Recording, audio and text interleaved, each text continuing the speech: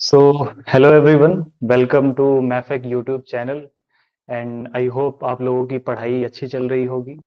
आप पूरे डेडिकेशन के साथ पढ़ाई कर रहे होंगे एंड आपको पता ही है we are conducting a series on last 10 years PYQs of Jamia as well as CLAT and इस सीरीज में ये थर्ड वीडियो होगा जिसमें हम जामिया BLLB 2018 के PYQ को एनालाइज करें। और जैसा आपको पता ही है हम एनालिसिस के साथ साथ प्रीवियस ईयर पेपर्स की डिस्कशन भी करते हैं जिसमें करंट अफेयर्स और GS सेक्शन भी आपका कवर होता है।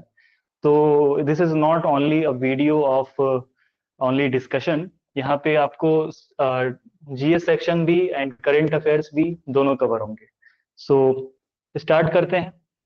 अ, जैसा कि 2018 का ये पेपर हमें दिख रहा है, इसमें से अगर हम बात करें वेटेज की, धीरे धीरे आपको एवोल्यूशन दिखेगा जामिया के पैटर्न में कि किस तरह से धीरे धीरे जो भी सेक्शंस हैं, सब्जेक्ट्स हैं, वो किस तरह से अलग अलग चीजें इसमें आने लगी।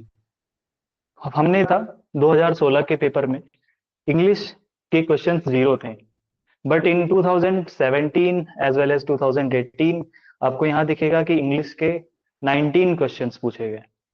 इंग्लिश के साथ साथ मुस्लिम लॉ और you can say Islamic studies के भी क्वेश्चंस आने स्टार्ट हो गए। 12 क्वेश्चंस मुस्लिम लॉ से आए 2018 का पेपर।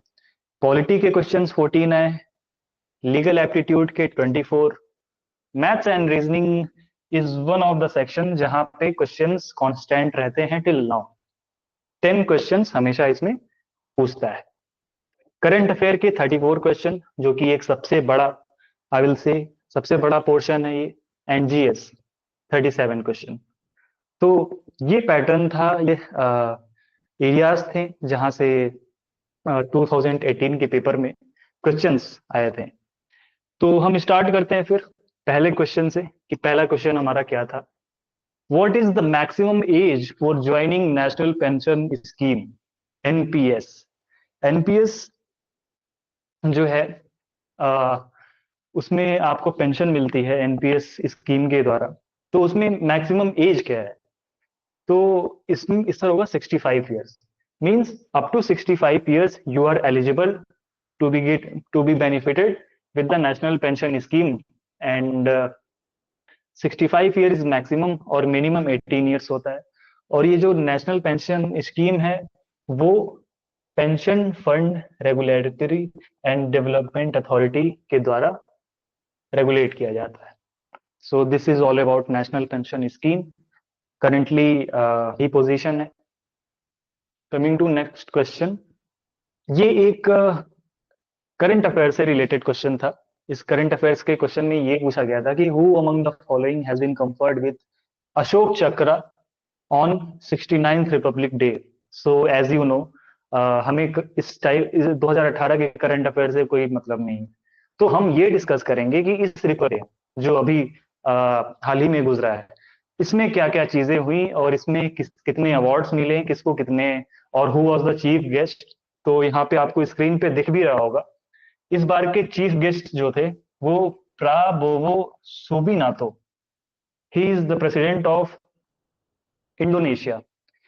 ही जो थे इस साल के चीफ गेस्ट थे। ठीक है, तो ये क्वेश्चन आपका यहाँ से बनेगा कि who was the chief guest on the 76th Republic day. तो ये आपका आंसर होगा।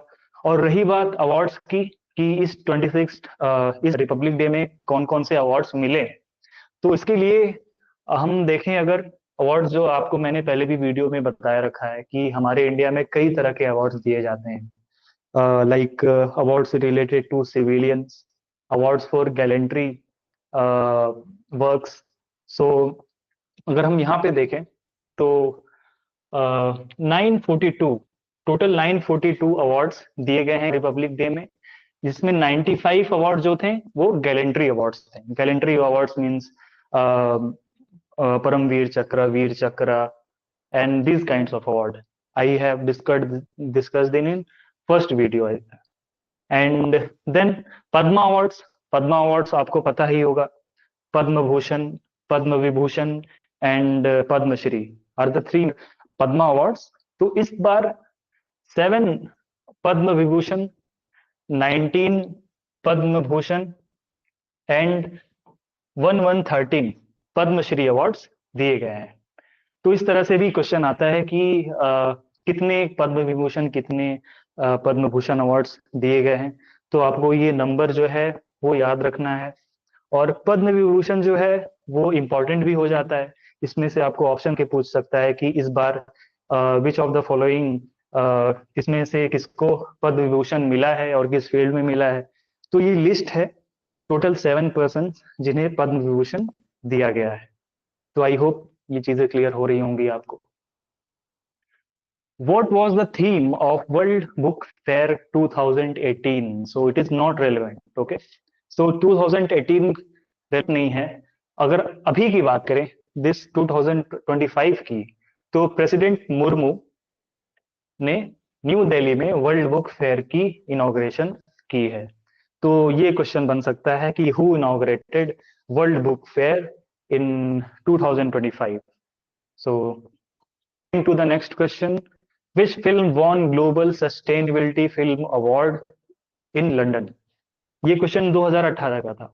2018 के रिस्पेक्ट में ये पूछ रहा था, बट अभी 2024 में द कुंभाया स्टोरी, कुंभाया स्टोरी जो है इसे ग्लोबल सस्टेनेबिलिटी फिल्म अवार्ड मिला है। तो अगर ये क्वेश्चन आएगा तो आपको ये आंसर लिखना है। India's first Madame Tussauds Museum has been unveiled in which city?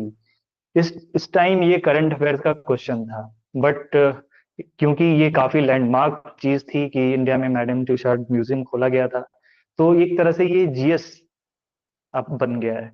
तो इसलिए मैंने इसे इंक्लूड किया है। तो इसका आंसर होगा न्यू दिल्ली। न्यू दिल्ली में first Madame Tussauds awards, sorry, museum unveil की गई थी। Which Indian cricketer was named as India's captain for? This is not relevant. तो हमें अभी की जो अंडर 19 वर्ल्ड कैप्टन है उन्हें जानना जरूरी है। तो Uday Pratap Singh, sorry, Uday Pratap Saharan is current under 19 vice captain of Indian cricket team. ठीक है। Now what is the UN theme of international women's day 2018? Not really important. Important क्या है कि 2025 की थीम क्या है वुमेन्स डे की। तो first of all international women's day जो है वो 8 मार्च को मनाया जाता है। और इसकी जो बिगिनिंग हुई थी वो 1995 में बेजिंग डिक्लेरेशन की जो 4th वर्ल्ड कॉन्फ्रेंस हुई थी। तो 1995 में जो है इंटरनेशनल वुमेन्स डे को मनाना स्टार्ट किया गया था। और अभी की जो थीम है वो है for all women and girls rights equality and empowerment. So this is theme for international women's day 2025। और ये स्टार्ट कब हुआ था? 1995 में।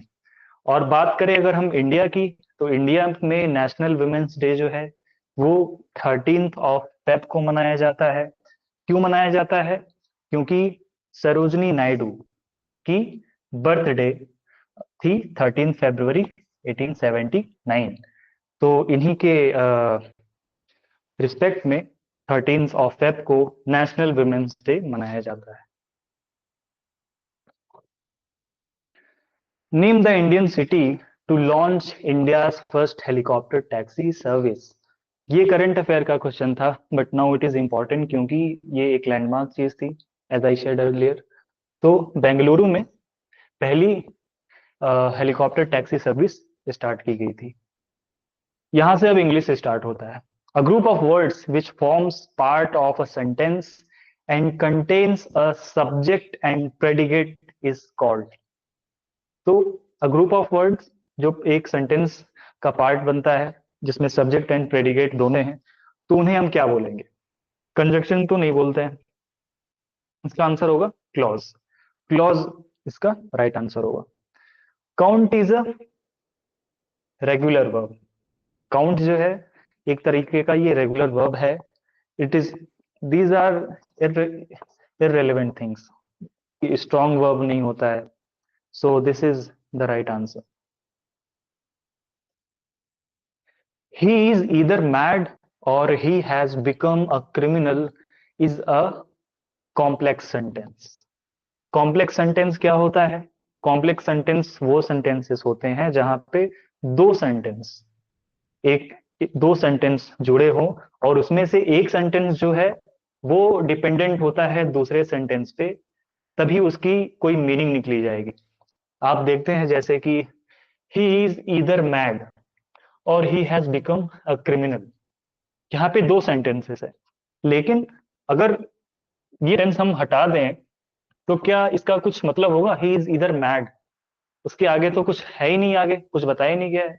तो इसलिए यहाँ पे दो सेंटेंस ऐड हुए हैं और ये सेंटेंस इसके ऊपर डिपेंडेंट है एक मीनिंगफुल वर्ड, एक मीनिंगफुल सेंटेंस बनने के लिए। So this is called complex sentence. Now we to church every day, we went तो होगा नहीं, this is past. Every Sunday है, कंटिन्यूअस है नहीं तो गोइंग नहीं होगा। पास्ट कंटिन्यूअस भी नहीं है तो इसका आंसर सिंपल प्रेजेंट टेंस में होगा, प्रेजेंट एंड डेफिनिट टेंस में। Go, we go to church every Sunday. The compound noun outset is formed by combining adverb plus verb. ठीक है। The term flu is an example of word formation process. अब यहाँ पे हमें समझना होगा word formation process क्या होता है। वर्ड फॉर्मेशन प्रोसेस ऐसी चीज होती है जब हम किसी वर्ड को उसके जो रूट वर्ड है उससे अलग करके हम प्रोनाउंस करना स्टार्ट करते हैं और वो मेन स्ट्रीम में आ जाता है, तो उसे हम वर्ड फॉर्मेशन प्रोसेस कहते हैं। Like flu has been derived from the word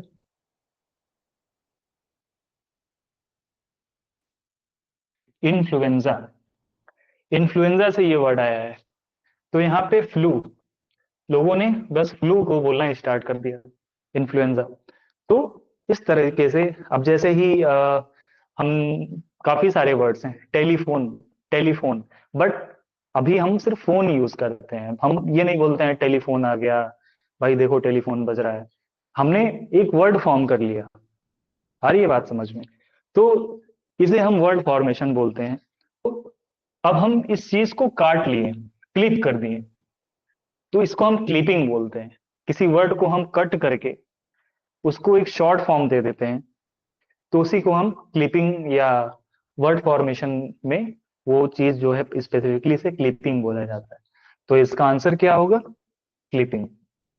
influenza जो है, इन्फ्लुएंजा से ही फ्लू वर्ड आया है। ठीक है। The individual against a claim is commenced is known as the defendant. Who, एक इंग्लिश की एक सबसे अच्छी चीज ये है कि अगर आपको कुछ बेसिक नॉलेज होगी इंग्लिश की तो आप ऑप्शन देख के ही बता देंगे कि क्या आपके एक सबकॉन्शियस माइंड में चीज आने लगेगी कि ये सही है या गलत है। The individual against who, odd लग रहा है काफी। हुम, हिम, इसका आंसर हु होगा, हुम, टू होम। ठीक है। Let's try to this message by this meeting by 5 PM।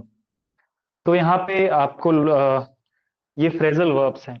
Phrasal verbs आपको याद करने पड़ेंगे क्योंकि ये थोड़े होते हैं, ट्रिकी होते हैं। एक ही carry on, carry out, carry away, तो इस तरह से अलग अलग वर्ड्स आ जाते हैं। तो इसको आपको याद करना पड़ेगा। रैप अप मीन्स होता है खत्म करना किसी चीज को, स्टॉप कर देना।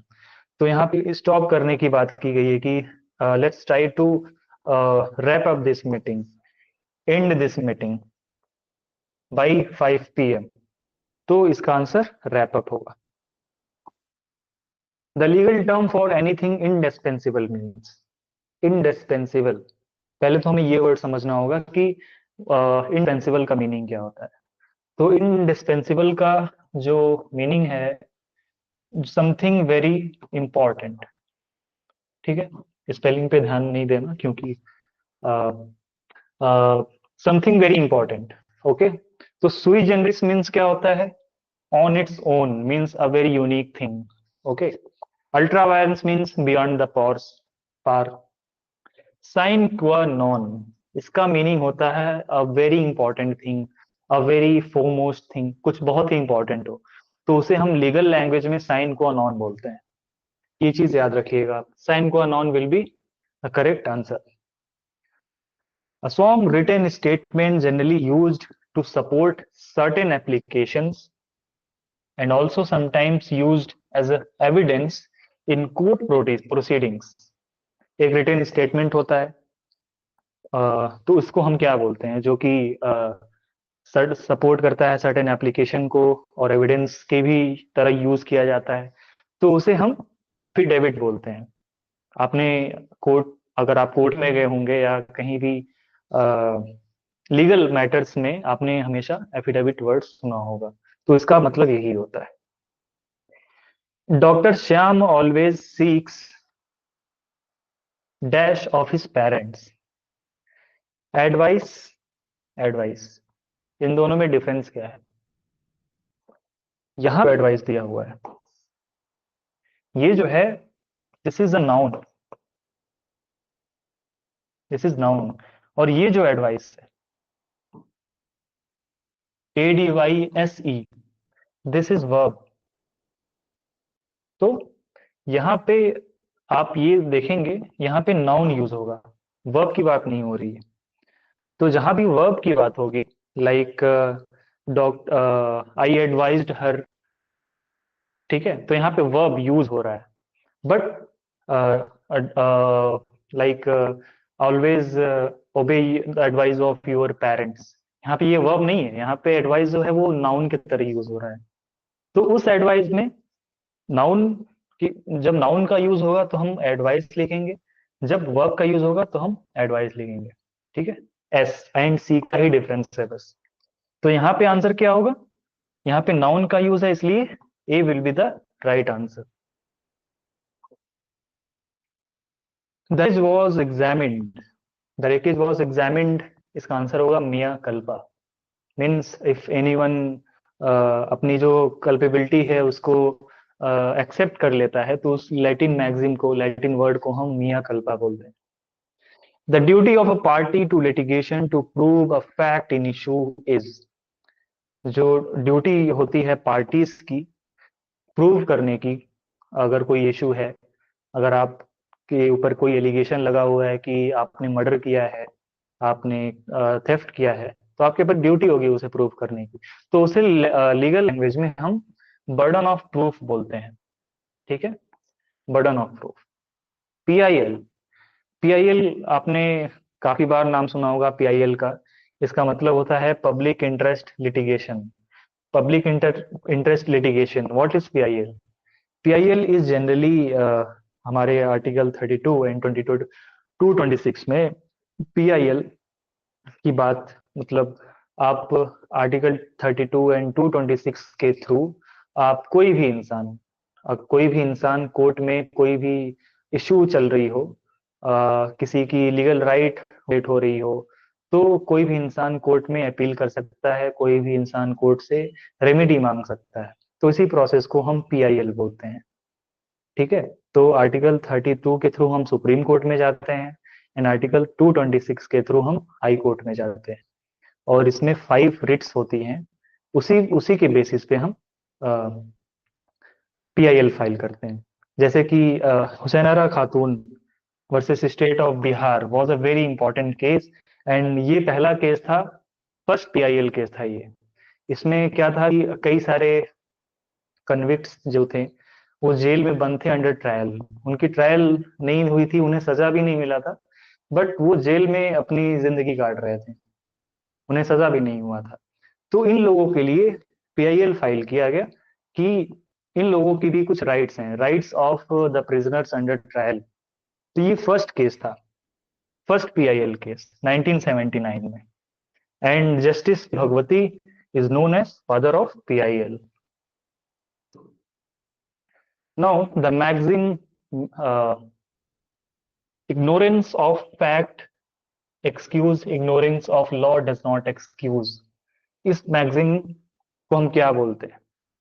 यहाँ पे फैक्ट को हम लैटिन में क्या बोलते हैं? फैक्टी,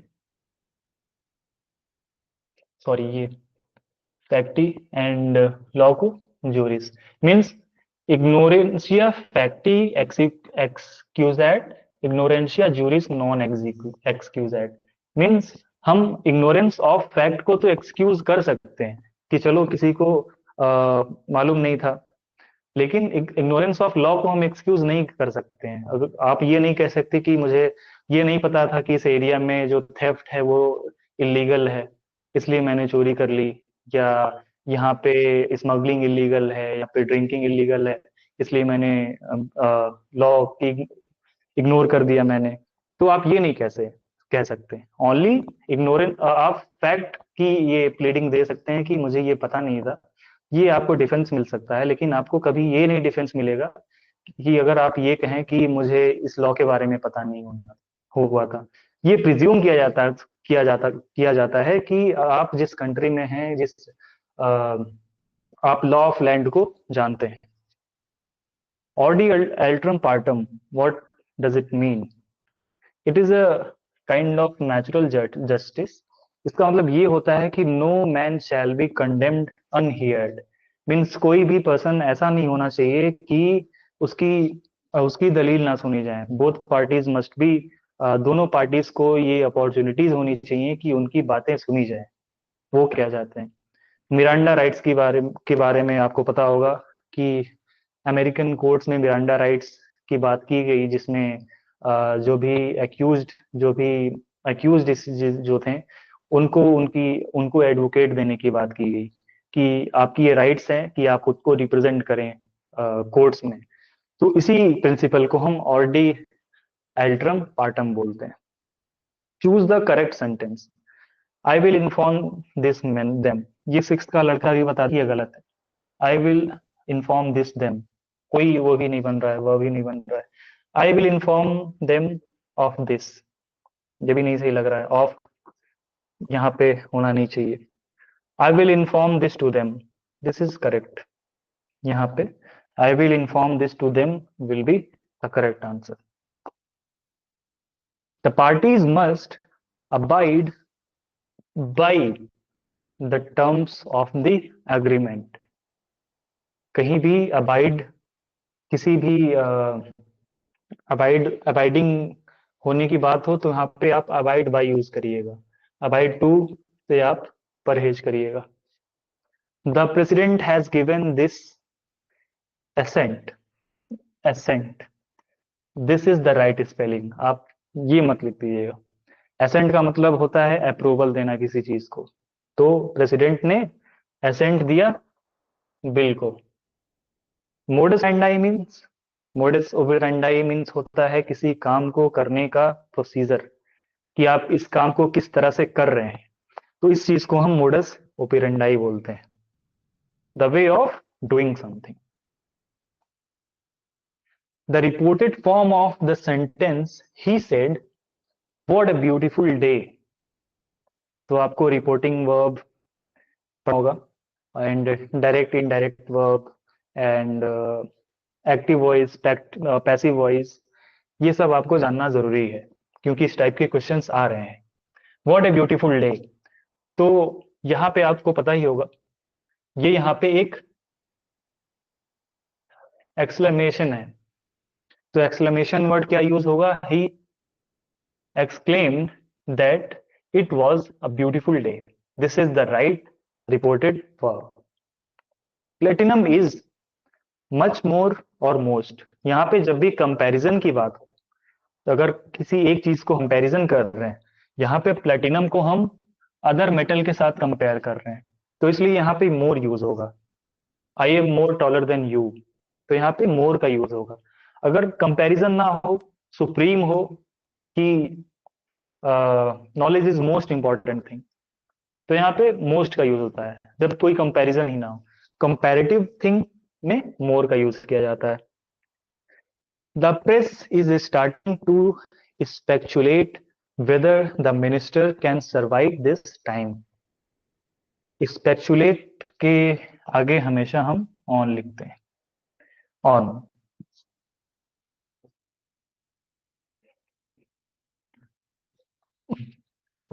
towns do we go through they, यहाँ पे आपको ये समझ में आ रहा होगा, towns do we go through way, what towns, यहाँ पे जाने की बात हो रही है। तो यहाँ पे एक बेसिक सा हम अगर कॉमन सेंस भी लगाएंगे तो हमें ये लगेगा यहाँ पे किसी भी टाउन्स में, यहाँ पे नंबर ऑफ टाउन्स है, यहाँ पे जाने की बात हो रही है, कौन से टाउन में जाएं, कौन से means which towns do we go through on the way, ठीक है। There is a mosque in the street, इस टाइप के क्वेश्चंस आते हैं कि यहाँ पे आपको पूछेगा, फिर उसके बाद isn't there, ठीक है, there is a mosque on street, it is a very beautiful place isn't it, means आपको फर्स्ट वर्ड को पकड़ना है। यहाँ पे there दिया हुआ है तो हम यहाँ पे isn't there लिखेंगे, it लिखा होता तो हम isn't it लिखते हैं, he लिखा होता तो हम isn't he लिखते हैं। तो इस तरह से आपको ये ट्रिक से आप कर सकते हैं इसे। The population of Beijing is greater than that of any city in China, that of, greater than क्यों नहीं हुआ, दैट क्यों लगा, क्योंकि यहाँ पे पॉपुलेशन की बात हो रही है, एक पर्टिकुलर चीज की बात हो रही है। अगर ये लिखा होता कि Beijing is greater than, China is greater than India, ठीक है, तो यहाँ पे देन ही यूज होता। ग्रेटर देन दैट ऑफ कब यूज होगा, जब किसी पर्टिकुलर चीज की हम बात करें। तो यहाँ पे पॉपुलेशन की बात हो रही है, तो हम भी लिख सकते थे कि population of then population of any city in India, but ये काफी लंबा हो रहा है, इसलिए हम शॉर्ट में दैट ऑफ का यूज करते हैं। दैट ऑफ मींस पॉपुलेशन को ही हम रेफरेंस कर रहे हैं। नाउ ये पैराग्राफ वाले क्वेश्चंस भी आने लगे अब 2017 ऑनवर्ड्स, और आपको इसमें क्या करना होता है मैं बता दे रहा हूँ। आप एक बार इसे अच्छे से रीडिंग डालिए, एंड पैराग्राफ वाले क्वेश्चंस काफी इंपॉर्टेंट हैं, क्योंकि not only in Jamia, CLAT में तो बहुत ही ज्यादा पूछा जाता है, इसलिए आपको रीडिंग हैबिट डालना जरूरी है। जितनी आपकी अच्छी रीडिंग हैबिट होगी उतनी ही एफिशिएंटली और उतनी ही तेजी से आप पैरास को समझेंगे और क्वेश्चन को सॉल्व कर पाएंगे, क्योंकि इतने भी हैं 37 to 40 और 4 questions, 3 questions, 3 questions are directly related to paragraph questions। तो आपको ये पैराग्राफ अगर समझ में आएगा तभी आप इस क्वेश्चन को कर सकते हैं। तो मैं समझाऊं इससे बेटर है कि आप इसे समझिए खुद से। इट इज ऑन यू कि आप कितना प्रैक्टिस करते हैं, कितनी अच्छी से रीडिंग करते हैं, न्यूज़पेपर पढ़िए आप, क्योंकि अल्टीमेटली आपको ये क्लैट एज वेल एज में दोनों में हमें हेल्प करेगा।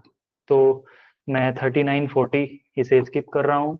नाउ कमिंग टू मैथ्स वाले क्वेश्चंस पे। पहला क्वेश्चन है हमारा, the ratio of father's age to his son's age is 8:5। 8:5 में है एज दोनों का। तो मान लो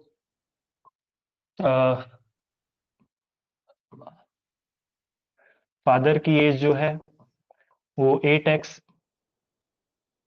एंड सन की एज 5x, ये हमने एज्यूम कर लिया। The product of their age is 1440, इन दोनों की जो प्रोडक्ट है 1440 है।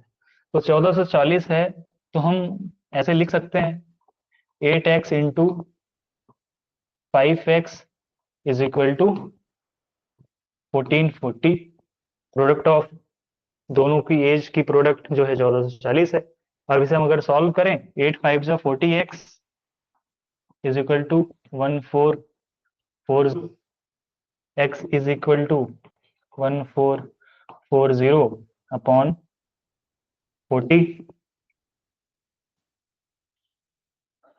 4 से 4 गया, 4 3 जा 12, 4 3 जा 12, 2 24, 4 6 जा 24 मीन्स ये एक्स स्क्वायर होगा ना, x into x x square, x square is equal to 36, तो एक्स आपका 6 हो जाएगा, मीन्स एक्स 6 हुआ, तो फादर की एज कितनी होगी? फादर की एज हो जाएगी आपकी 8 इंटू 6 48, सन की एज कितनी होगी? 5 इंटू 6 30, ये एज थी। अब हमसे पूछा क्या है? Ratio of the age after 6 years, 6 साल बाद इनकी एज की रेशियो कितनी होगी? तो इसमें 6 ऐड कर लो, इसमें भी 6 ऐड कर लो, तो फादर की कितनी हो जाएगी 6 साल बाद? 54, एंड सन की कितनी हो जाएगी? 36, ये होगी। तो 9 6 जा 54, 9 4 जा 36, 3 टू 3:2 जो है इनकी एज होगी after 6 years. Now next question, the product of two numbers is 192 and the HCF is 8, then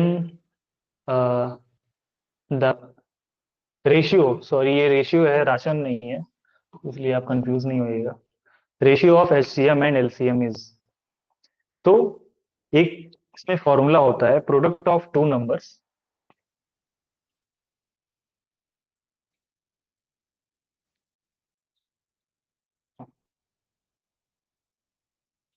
is equal to LCM into HCF of that two numbers, this is the formula, और अगर हमें याद होगा तो हम आसानी से निकाल सकते हैं। तो हमें क्या पता है, प्रोडक्ट ऑफ टू नंबर्स कितने हैं?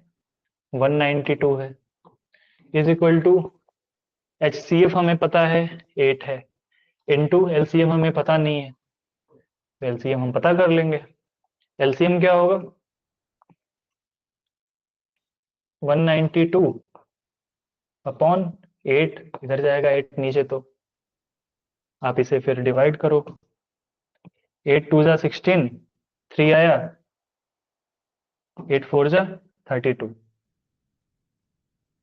मीन्स LCM 24 है, LCM 4 है, HCF हमें पता है 8 है, तो इसकी रेशियो कितनी होगी? 8 अपॉन 24, 8 1 जा 8, 8 3 जा 1:3 will be the right answer. Now, to make a profit of 20%, the selling price of a goods is 240, the cost price of goods. यहाँ पे हमें कॉस्ट प्राइस पता करना है, हमें पता क्या है? सेलिंग प्राइस पता है, प्रॉफिट परसेंट पता है, तो प्रॉफिट परसेंट का फॉर्मूला हम देखेंगे कि प्रॉफिट परसेंट का फॉर्मूला क्या होता है। Profit percent is equal to 100 upon 100 plus profit percent into SP selling price. So हमें प्रॉफिट परसेंट दिया हुआ है, सॉरी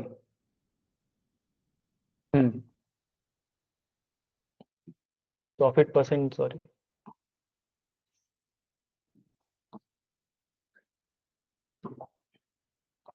ये कॉस्ट प्राइस का फॉर्मूला है, CP। Cost price is equal to 100 upon 100 plus profit percent into SP। तो हमें 100 plus profit percent कितना है? 20% है,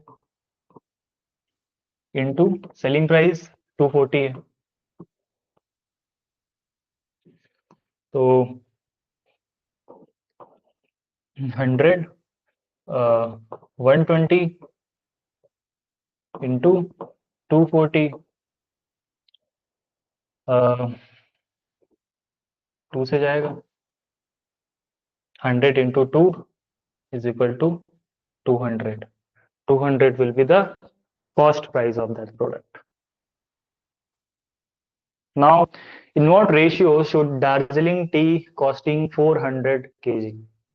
दार्जिलिंग टी कितने की है, कॉस्ट प्राइस कितनी है 400, मिक्स्ड विथ एसमीज टी कॉस्टिंग 300.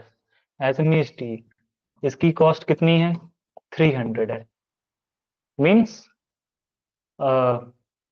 किस रेशियो में दार्जिलिंग ट्री जिसकी 400 पर केजी प्राइस है और एसमीज टी जिसकी 300 पर केजी प्राइस है, किस रेशियो में हम उसे मिक्स करें कि जब हम उसे 408 रुपए में बेचें तो हमें 20% प्रॉफिट हो.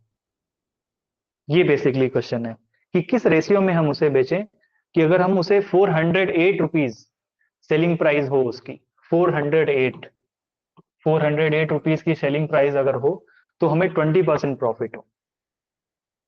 तो हमें ये पता करना है. तो उसके लिए हमें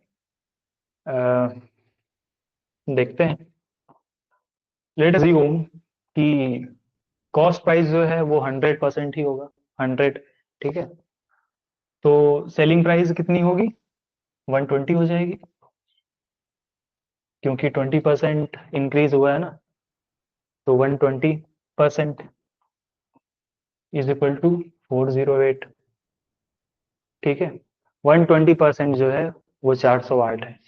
अब इसमें अगर हम इसे डिवाइड करते हैं, डिवाइड अगर इसे करते हैं क्योंकि हमें 20% पता करना है कि 20% कितना होगा. 20% 20% कितना होगा, हमने 6 से डिवाइड किया दोनों में, 6 से डिवाइड किया, 6 20 ज़ा 20. और यहाँ अगर हम 6 से डिवाइड करते हैं 36,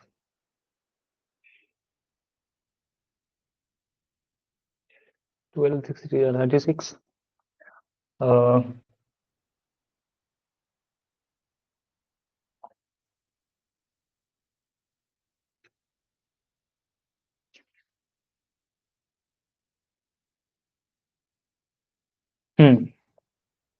तो 68 आएगा. 20% 68 आया तो 100% कितना आएगा 100% जो है 100% मीन्स इंटू 5 इंटू 5 इंटू 5 की 100% आया, मीन्स यहाँ पे इंटू 5 करेंगे और यहाँ पे इंटू 5 करेंगे. तो 68 इंटू 5 कितना होगा 340. तो मैंने क्या कहा था कि कॉस्ट प्राइस जो है वो 100% है, मीन्स सीपी आपका 340 है. ठीक है, तो हमें वो सीपी मिल गया जिस सीपी में इसने बेचा. ये सीपी जो है वो दोनों का मिक्सचर है. ठीक है, अब हम एलिगेशन लगाएंगे. एलिगेशन मेथड आपको अगर पता नहीं है तो 400 है, 300 है, और जो हमें ये है, ये सीपी जो है यहाँ होगा. अब इसे हम क्रॉस माइनस करेंगे, इसका इससे और इसका इससे. 400 माइनस 300 एंड सॉरी 340, इसका इससे इसका इससे.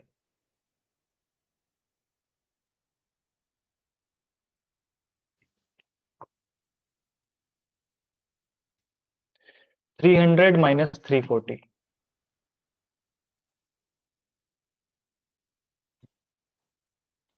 एंड 400 माइनस 340 कितना हो 340 minus 300 40, 400 minus 340 is equal to 60. कितना आएगा 2 ratio 3 will be right answer.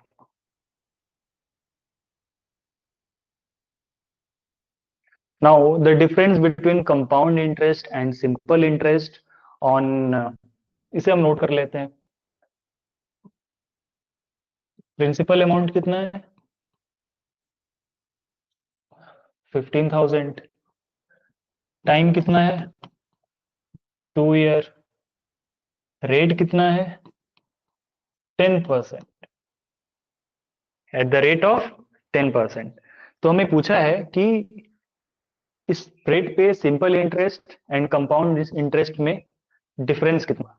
तो पहले हम कंपाउंड इंटरेस्ट निकालते हैं।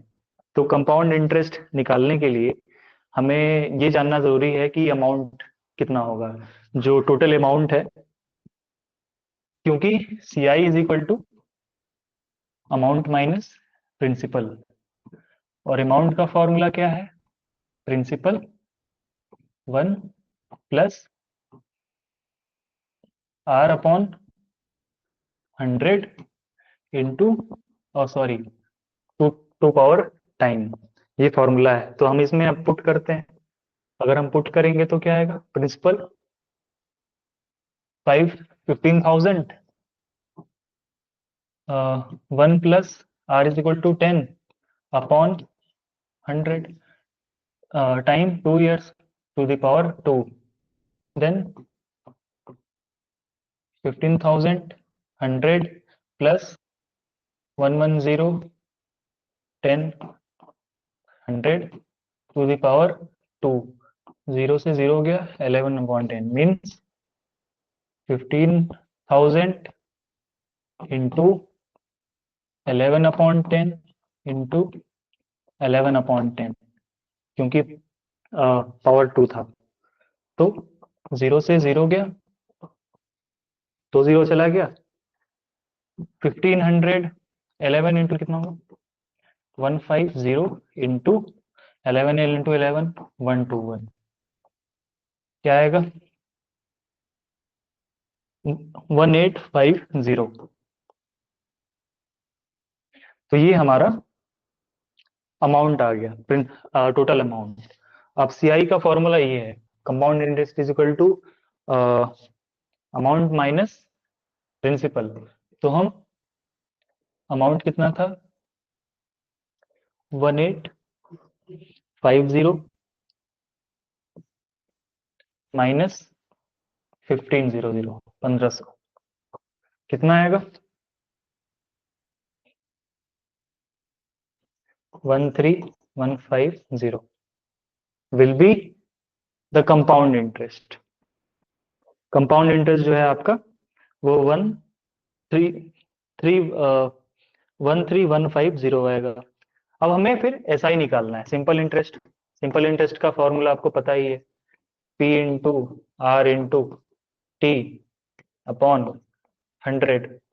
तो पी 15,000 दिया हुआ है, आर दिया हुआ है आपका 10 इंटू टाइम 2 दिया हुआ है अपॉन 100। 0 से 0, 0 से 0 means 1500 into 2 is equal to 3000। तो हमें सिंपल क्या हुआ, एसआई जो है 3000 आ गया, और कंपाउंड इंटरेस्ट जो है वो 13,000 13150 है। तो हम सी आई माइनस, सॉरी, 3150। तो हमें क्या डिफरेंस क्या पता करना था? Compound interest and simple interest के बीच में कितना डिफरेंस है। तो सी आई कितना था? 3150 माइनस एस आई कितना है? 300। 3150 माइनस 3150 आएगा। This will be the right answer. Now, coming to the next question. Two cars travel from city A to city B at a speed of 42 and 60 kilometre per hour respectively. तो मान लीजिए, पहले तो एक formula आपको याद होना चाहिए, speed is equal to distance upon time. Let us assume time जो है, फर्स्ट कार को, पहली कार को जो है टाइम जो है वो लगा x, तो यहाँ पे लिखा हुआ है if one takes 2 hours lesser than time of other car. ठीक है, तो अगर टी एक्स टाइम लेगा तो दूसरा कितना लेगा,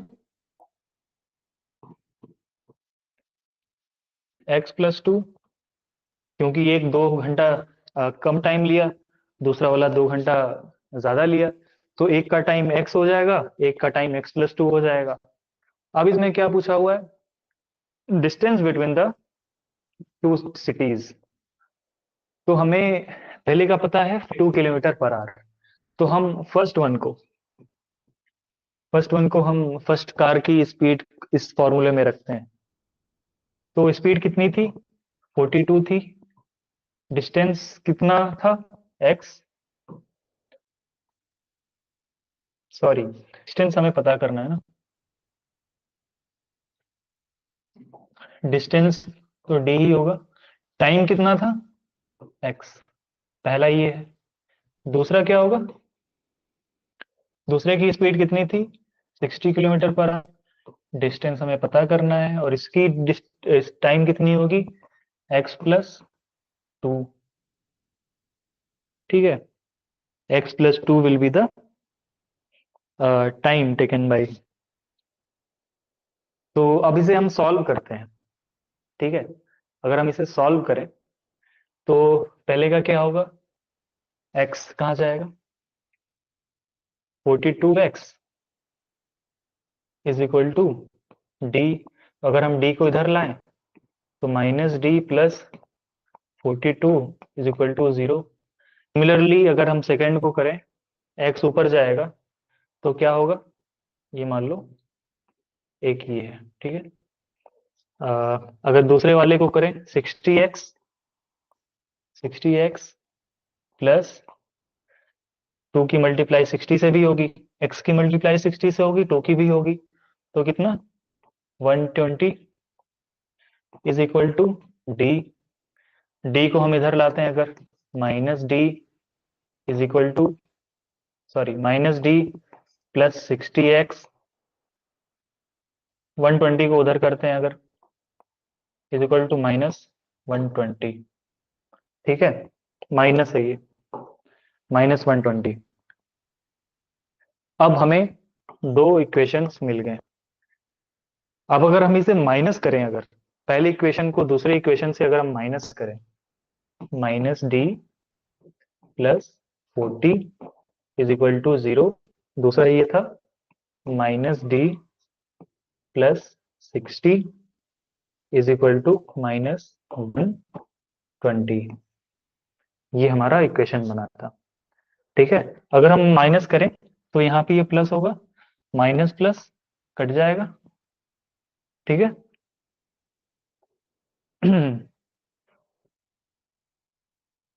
60 ना ये, हाँ 60x, 42, 42x, सॉरी 42x। ठीक है, 42x एंड 60x, तो d से तो d कट गया, 42x -60x, तो कितना होगा, -18x इज इक्वल टू -120, ये आएगा। अब x की वैल्यू कितनी आएगी, 120 upon minus two minus cancel, x की वैल्यू 3 × 18, 20/3, x की वैल्यू 20/3 आ रही है। तो x की वैल्यू 20/3 आ रही है, तो हम इसे किसी भी इक्वेशन में अगर पुट करते हैं, let us put in this equation x की वैल्यू को, तो क्या होगा, x को इधर करेंगे तो 42 इंटू एक्स की वैल्यू, अगर ये इधर जाएगी x तो 20/3, 20/3 इज इक्वल टू डी। ठीक है, 3 × 1 = 3, 4 × 12, 14 इंटू 20 इज इक्वल टू 280। जो टोटल डिस्टेंस होगा वो 280 किलोमीटर होगा. This will be the right answer. Now coming to the next question, Mohan can work. Mohan can do work in 1 hour. Sohan can do it in 30 minutes. Both do work simultaneously. How much time is needed to complete the work? Means Mohan जो है वो एक काम को 1 घंटे में कर रहा है और वहीं सोहन जो है एक काम को आधे घंटे में कर रहा है. मतलब क्या होगा कि सोहन जो है वो एक घंटे में 2 काम कर रहा है. यही मतलब हुआ ना. मतलब सोहन 1 घंटे में 2 काम कर रहा है, मोहन 1 घंटे में एक काम कर रहा है. दोनों अगर एक साथ करेंगे तो 1 घंटे में कितना काम करेंगे? 3 घंटे, क्योंकि 1 घंटा काम कर रहा है, ये 2 घंटा काम कर रहा है. तो मोहन प्लस सोहन 1 घंटे में 3 काम करेंगे पर आवर. अब हमें पूछा क्या है? हाँ, तो अगर ये तीनों काम करते हैं एक साथ तो कितना टाइम लगेगा काम को पूरा करने में? तो 3 वर्क कर घंटे में, तो एक वर्क करना ही नहीं. तो कितना होगा? 1 घंटे में 60 मिनट होता है ना. 3/60, 1/20, 20 मिनट. 20 मिनट लगेंगे इन्हें काम करने. Which of the following smallest number should be added in 6659 to make it perfect square? 6659 में हम कितने नंबर को ऐड करें कि वो परफेक्ट स्क्वायर आए? तो हम पहले ये जानने की कोशिश करेंगे कि नियरेस्ट स्क्वायर रूट इसका कितना आएगा. नियरेस्ट, इसका एग्जैक्ट परफेक्ट स्क्वायर रूट नहीं आएगा. अगर परफेक्ट स्क्वायर रूट होता तो क्वेश्चन में पूछता ही नहीं.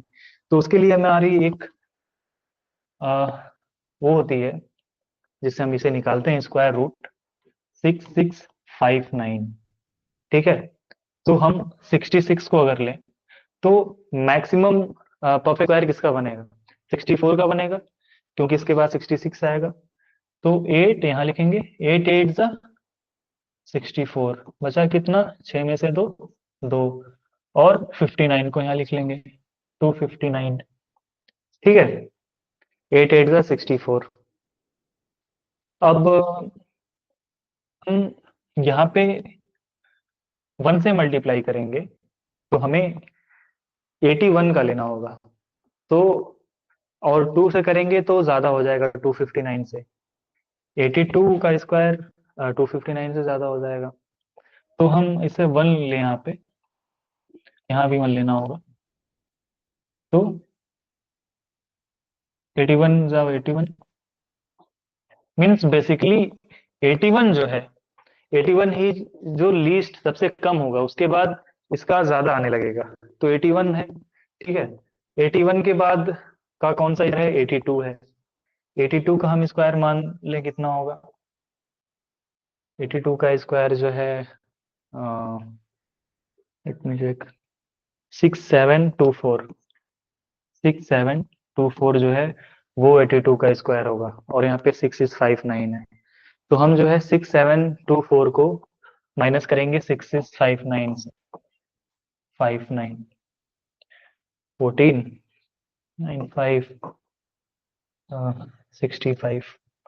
तो 65 अगर हम 6659 में 65 ऐड करेंगे तो वो परफेक्ट स्क्वायर बन जाएगा 82 का. ठीक है. तो ये आंसर होगा आपका. Now coming to the reasoning part. Reasoning part में ये क्वेश्चन है. 3 है, 15 है, 10 है, 50 है, 45 है, 225 है. तो आपको एक बेसिक सा पैटर्न दिख रहा होगा.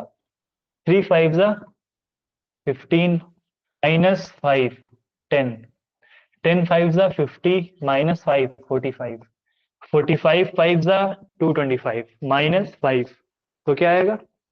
225 minus 5, 220. This is the right answer. Now, how many words can be formed by using all letters of a train?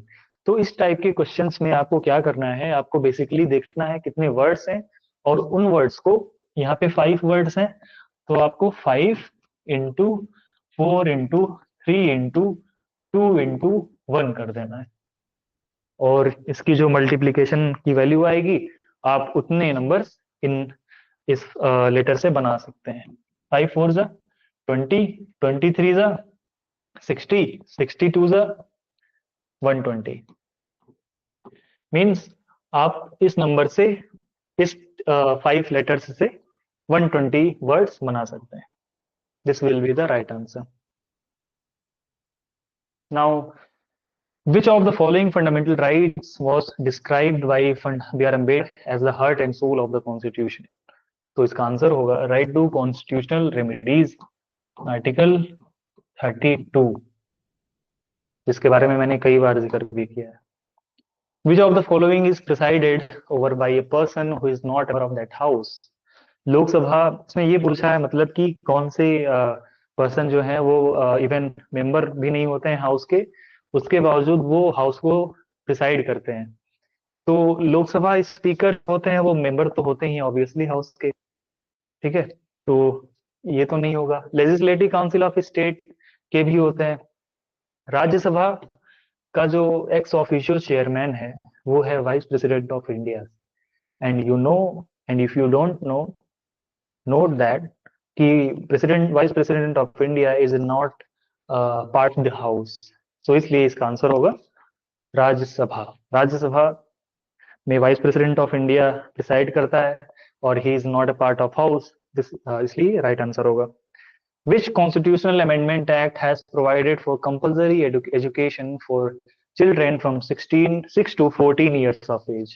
तो इसका आंसर होगा 86th अमेंडमेंट, जो 2002 में आया था, जिससे हमें राइट टू एजुकेशन की बात की गई, और आर्टिकल 21A में से ऐड किया गया as a fundamental right. Apart from that, right to education की बात आर्टिकल 45 में भी की गई है, टीपीएसपी में। Now, a major portion of Constitution of India is derived from, as you all know, Constitution of India is a bag of borrowings, और इसमें जो मेजर पोर्शन है वो गवर्नमेंट ऑफ इंडिया एक्ट 1935 से लिया गया है। The minimum age prescribed for election as a member of panchayat is, panchayat election के लिए आपकी एज कितनी होनी चाहिए? अगर आप गांव में गए होंगे तो आप ऐसे ऐसे नौजवान लड़कों को भी प्रधान देखेंगे जिन्हें अभी सही से कुछ आता भी नहीं है, क्योंकि जो मिनिमम एज है वो है 21 ईयर्स। 20 ईयर्स में आप क्वालिफाई कर जाते हैं कि आप इलेक्शन लड़ सकते हैं फॉर पंचायत। और आपको जैसे पता ही होगा, and if you don't know, 73rd amendment के थ्रू इन 1992 पंचायती राज को 11th शेड्यूल में ऐड किया 73rd अमेंडमेंट के through, and the age is 21 years of age. और इसमें 1/3 SC/ST को, पॉपुलेशन को, एंड वुमेन को 1/3 रिजर्वेशन भी दिया जाता है, और टेन्योर जो है वो 5 ईयर्स का होता है, ठीक है।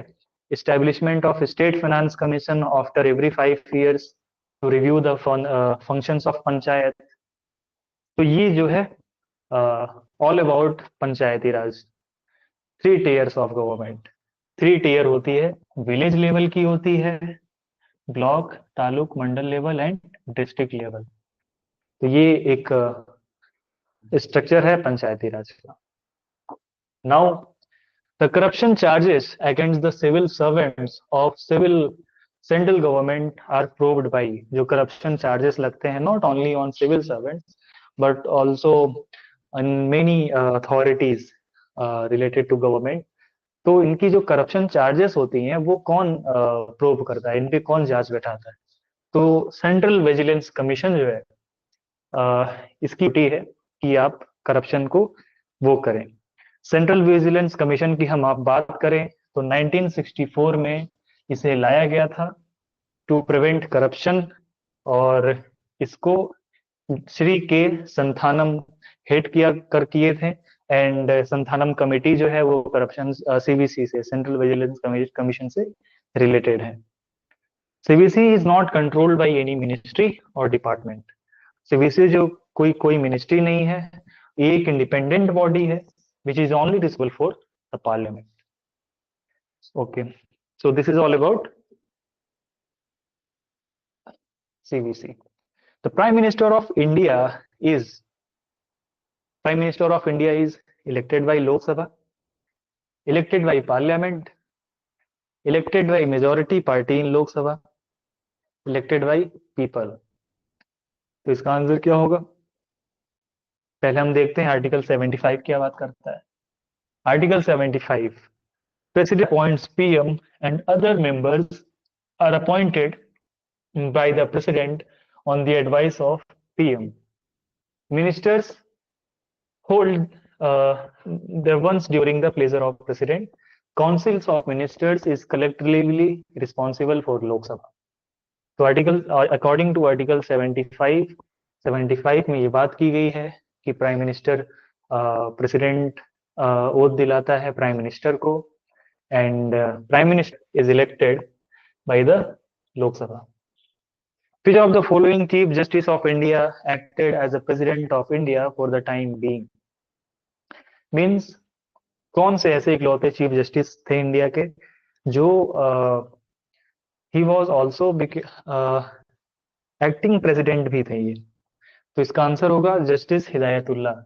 Justice Hidayatullah was the only chief justice of India who became the acting president of India as well. On 28th of July 1969, he served in the capacity until late V.V. Giri has been sworn as a elected president. तो हिदायतुल्ला को acting president बनाया गया था for a time being. तो इसका right answer होगा justice M Hidayatullah. Who is the chairman of NITI Aayog? NITI Aayog का जो चेयरमैन है वो प्राइम मिनिस्टर है। जैसा कि आप लोगों को पता होगा 1 जनवरी 2015 में प्लानिंग कमीशन को रिप्लेस करके नीति आयोग बना, and BVR Subrahmanyam is current CEO of NITI Aayog. Which is the only state of India to have common civil code? ये 2018 की क्वेश्चन है। At that time only Goa was the only state जिसके पास common civil code था, but now Uttarakhand became the first state after Goa to implement uniform civil code. Pushkar Singh Dhami ने इसे मंजूरी दी, and now Uttarakhand भी अब UCC के अंदर आता है।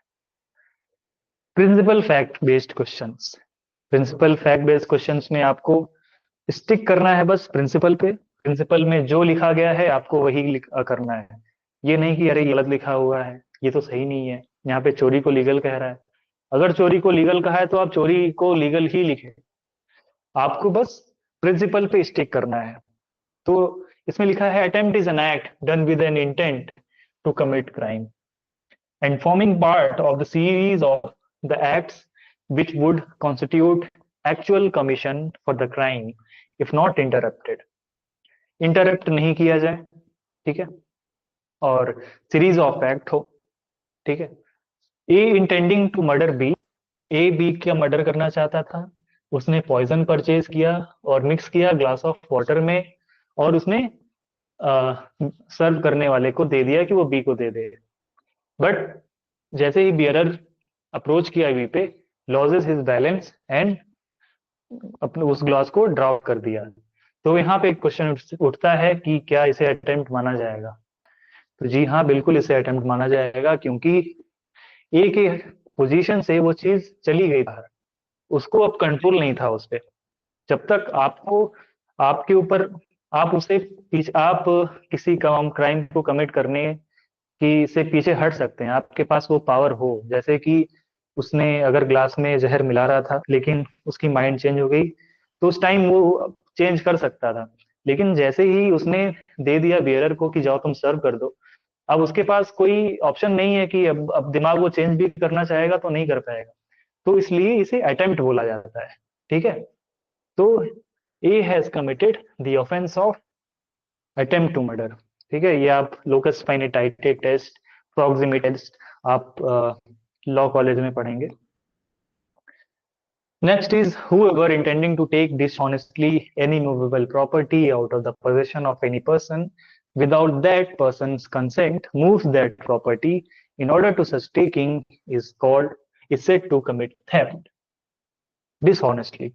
Who dishonestly misappropriates or converts to his own any movable property shall be punished with imprisonment of either description of a term which makes into means misappropriation and theft की बात कर रहा है ये ठीक है फैक्ट को पढ़ते हैं ए ने अम्ब्रेला लिया जेड का ए की पोजीशन से इन गुड फेथ स्टार्टिंग में गुड फेथ था ठीक है तो थेफ्ट तो होगा नहीं क्योंकि थेफ्ट में क्या होता है डिसऑनेस्ट होता है स्टार्टिंग से ही तो यहाँ पे गुड फेथ में लिया तो इट थेफ्ट नहीं होगा believing at the time when he took it that property कि वो उसका है उस टाइम उसने सोचा कि ये प्रॉपर्टी जो है वो मेरी है इसलिए इन गुड फेथ उसने इस प्रॉपर्टी को ले लिया हिज वाइफ उसकी वाइफ ने बताया कि ये अम्ब्रेला आपका नहीं है फिर उसने क्या किया that umbrella does not belong to them but Z after coming to know that A dishonestly keep the umbrella ये जानने के बावजूद उसका अम्ब्रेला नहीं है ए ने डिसऑनेस्टली अम्ब्रेला को अपने पास रख लिया तो ये थेफ्ट तो नहीं होगा क्योंकि स्टार्टिंग में डिसऑनेस्ट इंटेंशन नहीं था बट अल्टीमेटली इसकी इंटेंशन जो है वो डिसऑनेस्ट हो गई इसलिए ये क्रिमिनल मिसअप्रोप्रिएशन होगा ठीक है he is guilty of criminal misappropriation status of मुफ्ती use to be that of a legislator in Muslim law मुफ्ती को हम लेजिस्लेटर भी कहते हैं Nothing is an offense which is done by any person who is or by reason of mistake fact in good faith believes himself to be bound by law to do it. Mistake of fact bound by law, ठीक है? A soldier fires on a mob by the order of his superior officer in conformity with commands of the law. B is due to such firing is a guilty of murder. ये questions आते हैं कि अगर कोई इंसान bound by law हो किसी काम को करने के लिए तो क्या वो गिल्टी होगा लाइक पुलिस सर्वेंट्स और police officers military personnels AFSPA का जो कानून है ये सबसे बड़ा एग्जांपल है बाउंड बाय लॉ जिसमें कोई भी सोल्जर जो है under AFSPA can kill any person who is अगर उन्हें लगता है कि ये सस्पेक्ट है तो यहाँ पे बाउंड बाय लॉ जब वर्ड आ जाता है कि लॉ ने आपको अथॉरिटी दी है तो यहाँ पे वो पर्सन लाइबल नहीं होता है ठीक है तो ये बाउंड नहीं होगा he is bound by law to do it the application of Mohammedan law to non Muslims is entirely क्या आप मोहम्मदन लॉ को नॉन मुस्लिम्स पे अप्लाई कर देंगे it is entirely arbitrary thing arbitrary होगा ये आप किसी भी हिंदू लॉ को मुस्लिम पे नहीं लगा सकते सिमिलरली आप मोहम्मदन लॉ को एनी अदर रिलीजन पे नहीं लगा सकते तो ये आर्बिट्री थिंग्स होगी no one can be punished for the same offence twice तो ये डबल जीओ पार्टी की जो प्रिंसिपल है इसकी बात है अब यहाँ पे क्या हुआ Aditya is accused of harassing his colleague Nimisha. She complains to her superior and a departmental inquiry is integrated against Aditya. Aditya tries to intimidate Nimisha and continues harassing her for following. She complains to the police. The department inquiry finds him guilty and terminates his service. Later, he is found guilty by a court and jailed for 2 years.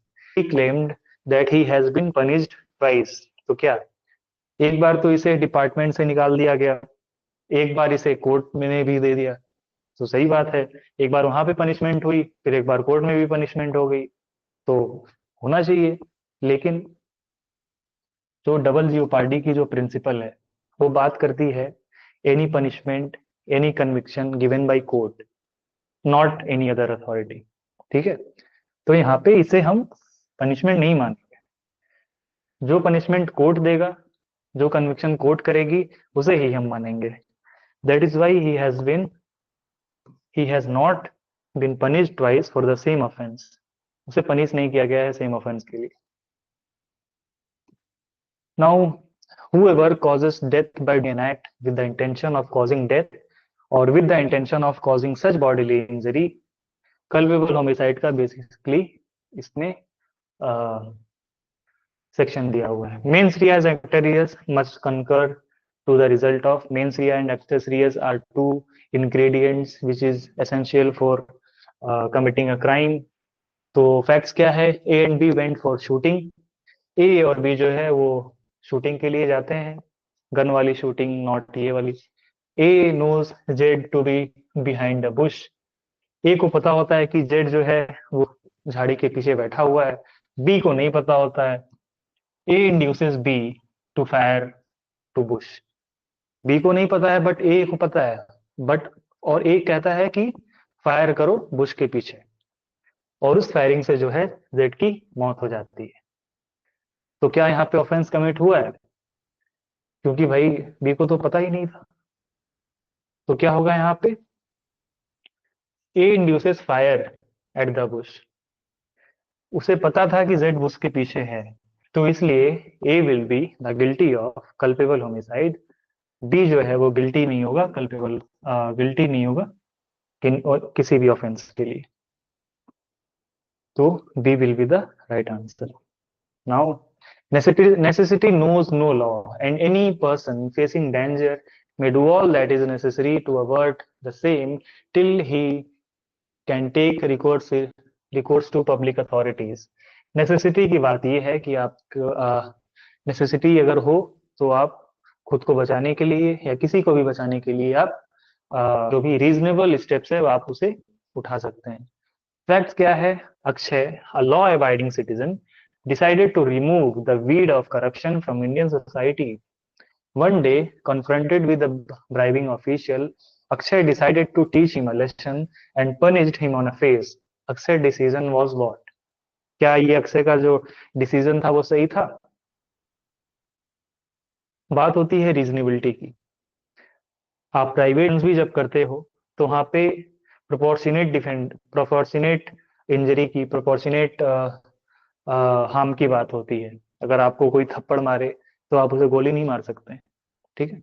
Similarly अगर आपको necessity है तो यहाँ पे ये necessity नहीं थी कि वो करप्शन कर रहा है तो चलो उसे मार दो. तो ये इसलिए ये क्या होगा? cannot plead defense of necessity as there was no necessity to act in manner or he acted. Who established a prison house for malefactors? तो प्रिजन हाउस सबसे स्टार्टिंग में हजरत अबू बकर ने रज़ियल्लाहु ताला अन्हु ने स्टार्ट किया था. Now, whoever attempts to commit an offense punishable by IPC and in such attempt does any act towards the commission of the offense shall be punished. Stealing is an offense punishable by the Indian Penal Code. A makes an attempt to steal some jewels by breaking open a box, and after so opening the box find that there is no jewel. A ने attempt किया चोरी करने का, लेकिन जब वो box खोला तो वो देखा कि चोरी वो वहां पे कुछ है ही नहीं. ठीक है. तो क्या होगा यहाँ पे? चोरी तो हुई नहीं, लेकिन यहाँ पे अटेम्प्ट टू थेफ्ट होगा, क्योंकि उसने अटेम्प्ट किया ना. Basically he has attempted to commit the offense of stealing. Religion taught by Prophet Muhammad is Islam. Muslims are governed by Shariat law. Now, a contract obtained by misrepresentation is voidable at the option of buyer. Anand wished to sell her house. आनंद अपनी घर को बेचना चाहता था.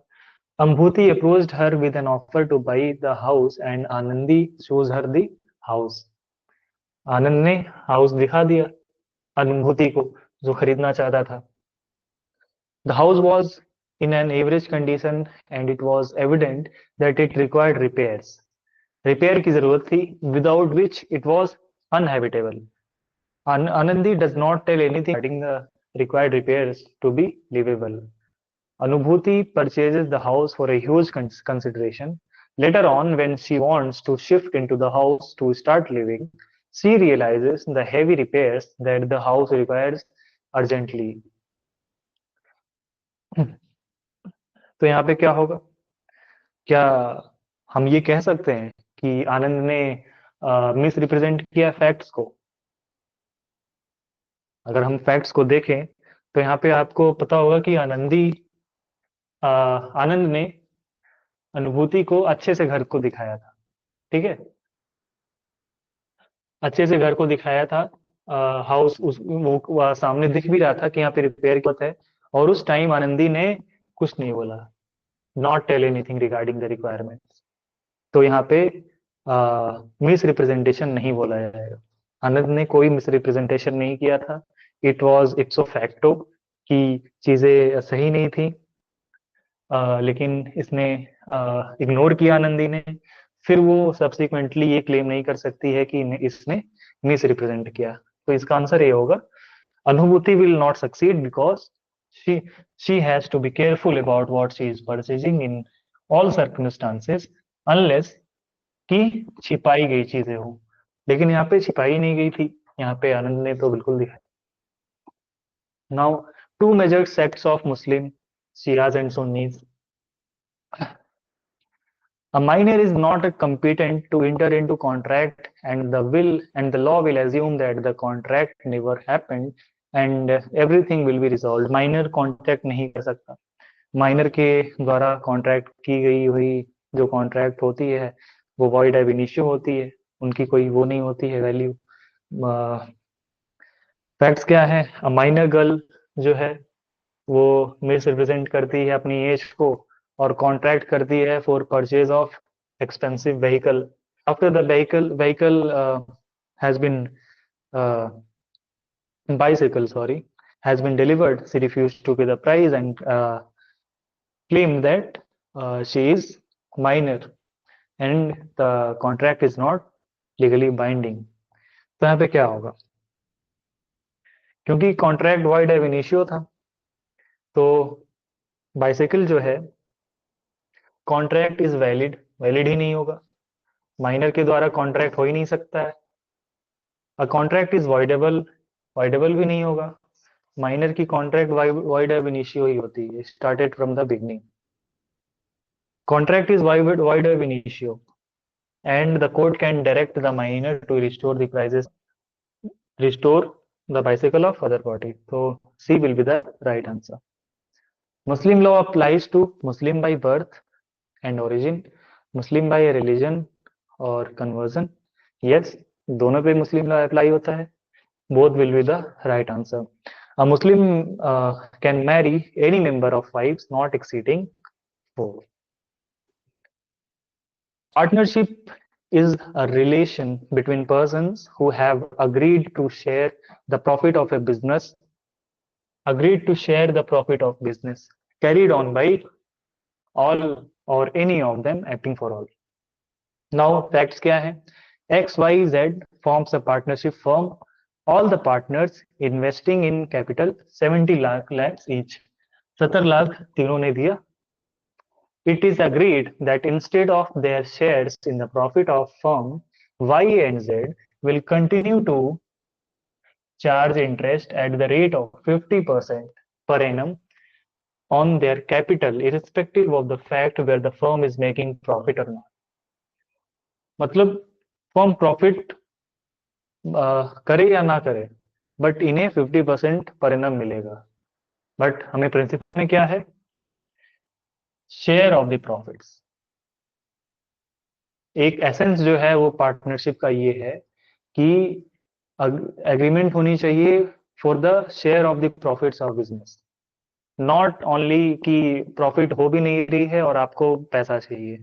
तो ये एक तरह से क्या है? It is not a valid partnership form. X Y Z do not form a valid partnership form. Partnership form is, ये होगा ही नहीं। Two persons agreeing on the same thing in the same sense shall enter into contract, जिसे हम consensus add Adam भी बोलते हैं, meeting of minds. Contract के लिए जरूरी है कि आपकी और सामने वाले की जो माइंड्स हो, आपने क्या ऑफर किया, उसने क्या एक्सेप्ट किया, दोनों सेम होनी चाहिए। फैक्ट्स क्या है? A knew that B had two cars, BMW and Audi. BMW भी है ए के पास, बी के पास, और ऑडी भी है। बी जो है वो ए को पार्टी में लेके जाता है एंड अपनी कार में उसे ये बताता है कि he is willing to sell his spacious car. Discussing, A thinks in his mind that Audi is quite comfortable and spacious. B ने बस ये बोला कि मैं अपनी स्पेशियस कार को बेचना चाहता हूँ, लेकिन उसी टाइम ए ने ये समझ लिया कि ऑडी इसकी स्पेशियस है और कंफर्टेबल है। तो आगे क्या होता है? A asked for the price, B replied 14 lakh. A price भी पूछ लिया। अभी अभी ये नहीं पता है कि कौन सी कार है, बस बी ने ये बोला कि स्पेशियस वाली कार वो है, लेकिन ए समझ गया कि ऑडी इज स्पेशियस और प्राइस भी पूछ लिया। ए ने प्राइस, बी ने प्राइस भी बता दिया। Whereas B says he wish to sell only BMW car. फिर बी क्या कहता है कि मैं सिर्फ बीएमडब्ल्यू कार बेचना चाहता हूँ, not Audi. Both of them approach, you think your opinion में इधर कॉन्ट्रैक्ट और नॉट। तो यहाँ पे मीटिंग ऑफ माइंड है ही नहीं। बी बीएमडब्ल्यू को बेचना चाह रहा था, ए समझता रहा था कि ऑडी की बात कर रहा है। तो यहाँ पे जब तक मीटिंग ऑफ माइंड्स नहीं होगी, कंसेंसस एड एडम नहीं होगा, तब तक कॉन्ट्रैक्ट फुलफिल ही नहीं है। That is why the contract will be void. Now coming to the next question, fair criticism is permissible but not defamation. Defamation में ये एक्सेप्शन होता है कि आप फेयर क्रिटिसिज्म कर सकते हैं। ए ने बी को कहा कि Mr B, I have a great respect for your intellectual capabilities, but what you are talking now is nonsense, meaningless and absurd. जहाँ पे रिस्पेक्टफुली वहां पे जो नेसेसरी बातें कही गई, जो इंसान उस टाइम कर रहा था, तो यहाँ पे एक तरह से यहाँ पे फेयर क्रिटिसिज्म यहाँ पे दिखता है। यहाँ पे एक फेयर क्रिटिसिज्म है, तो इसलिए the statement is a fair criticism. Now, no legal remedy exist for injury caused by an act for which one has consented. अगर कोई भी इंजरी आपको होती है जहाँ पे आपने कंसेंट दिया है, तो उसे लीगल इंजरी नहीं मानेंगे। Legal injury as well as physical injury, physical damage. Physical damage आपको अगर होता है, अगर आपने वहां पे कंसेंट दिया है, तो उसे लीगल इंजरी नहीं मानेगा। फैक्ट देखें, Vijay a cricket enthusiast purchases a ticket to watch the one day international cricket match between India and Australia organized by the BCCI. As he is absorbed in watching the exploits of Sachin Tendulkar, a ball struck for a six by the latter hits Vijay on his body and injures him. Vijay sues BCCI for reimbursement for the medical bill he paid for the treatment. यहाँ पे एक concept है volenti non fit injuria, VNFI, जिसमें ये कहा जाता है कि अब अगर आप खुद अपने आप को डेंजर में एक्सपोज कर रहे हो, या आप किसी चीज को कंसेंट दे रहे हो कि चलो कोई नहीं, मैं कर लूंगा, तो यहाँ पे आपने इम्प्लाइड कंसेंट दिया। जैसे ही आपने टिकट खरीदा, you gave your implied consent कि यहाँ पे मुझे चोट लग सकती है। तो इस वजह से क्या होगा? Vijay would lose as he voluntarily expose himself to the risk. Voluntarily expose किया उसने, इसलिए वो यहाँ पे क्लेम नहीं कर सकता है। अब Muslim man cannot marry, Jews women कर सकता है, मुस्लिम वुमेन कर सकता है, क्रिश्चियन वुमेन कर सकता है। मीन्स ओनली आइडियोलेट्रीज और फायर वर्शिपर से मुस्लिम मैन शादी नहीं कर सकता है। लाइक जो भी आग की वर्शिप करते हो या आइडल वर्शिप करते हो, उनसे मुस्लिम मैन शादी नहीं कर सकता है। बाकी जितने भी किताबिया रिलीजन्स हैं, उनसे मुस्लिम मैन शादी कर सकता है। That means a age of a girl fit for marriage? No. A demand for dowry from the girl side? No. A period of seclusion compulsory undergone by a Muslim widow? Divorce. जब आप divorce पढ़ेंगे तो आपको पता इधर period की भी concept समझाई जाएगी कि इधर पीरियड होता क्या है। हाँ, डावर महर belongs to absolutely to wife. Dowers और महर जो है वो एब्सोल्युटली वाइफ की प्रॉपर्टी होती है। Prompt Dawar, deferred Dawar, two types की डावर होती हैं, जो अनस्पेसिफाइड, स्पेसिफाइड भी होती हैं। और अगर हम हिंदू लॉ की बात करें तो डावर को स्त्री धन भी बोला जाता है। Now a driver owes a duty of care towards the pedestrian, breach of which would raise to negligence। Driver की ड्यूटी होती है पेडेस्ट्रियंस का ख्याल रखें। Kerala State Transport bus on the way of Thiruvananthapuram hits down a pedestrian and he has a seriously injured. Driver immediately fled from the place. Some of the passengers and the members of the public rushed to victim to a nearby hospital। Simple सी बात है। Principal में कहा है कि duty होती है driver की, अगर नेग्लिजेंट करेगा तो उसे सजा मिलेगी। तो यहाँ पे ड्राइवर ने कमिट किया है offence of rash and negligent driving. Simple. Fair criticism is permissible but defamation is not. Fair criticism आप कर सकते हैं बट डिफेमेशन नहीं कर सकते। Prerna tells Shivani, if commit me madam I will call you a dishonest and corrupt person. मतलब respectfully आप किसी को डिसरिस्पेक्ट कर रहे हो। It is a type of defamation जिसे हम इन्यूएंडो भी बोलते हैं, लाइक हिडन मीनिंग छिपा और डिसरिस्पेक्ट का। ठीक है, तो ये क्या होगा, दिस स्टेटमेंट इज डिफेमेटरी। यहाँ पे कोई रीजनेबल चीज दिख नहीं रही है। आप किसी से पूछ रहे हो कि क्या मैं आपको डिसऑनेस्ट कह सकता हूँ, क्या आप मैं आपको करप्ट कह सकता हूँ। सो this is not a reasonable thing. Simple, this is a defamatory statement. A Muslim couple may fix any amount or an amount which is evidently much beyond the means of the husband। जो husband आपको दे भी ना पाए, क्या आप वो Dawar fix कर सकते हैं? Both A and B are correct, ये तो नहीं होगा। A and B are wrong, no. इसका आंसर एनी अमाउंट और डावर होगा। A friend of court or tribunal is, it is a very famous legal term जिसे हम amicus curiae बोलते हैं, जिसे हम a friend of the court भी कहते हैं। Now, res ipsa loquitur, things speaks of itself। ये प्रिंसिपल है हमारा। Miss Nina got herself operated for removal of his uterus in the defendant's hospital as she was diagnosed with cyst in one of her ovaries. She felt pain on in her stomach, and in scanning it was found that a medical tool has been left in her stomach by mistake. The same was removed by the second injury। तो क्या होगा? Surgeon cannot be held responsible because it is a human error। No, medical negligence है यहाँ पे। He will be responsible, but Miss Nina will have to prove, the court of law will have to prove। उसके पेट से medical tool निकल रहा है, तो इसमें प्रूफ की क्या बात है? यहाँ पे ये प्रिंसिपल दिया हुआ है, things speak of itself. Things सामने है, एविडेंट है, उसके उसके पेट से टूल निकल रहा है, तो सिंपल सी बात है, यहाँ पे कोई प्रूफ की जरूरत ही नहीं है। तो इसका आंसर क्या होगा?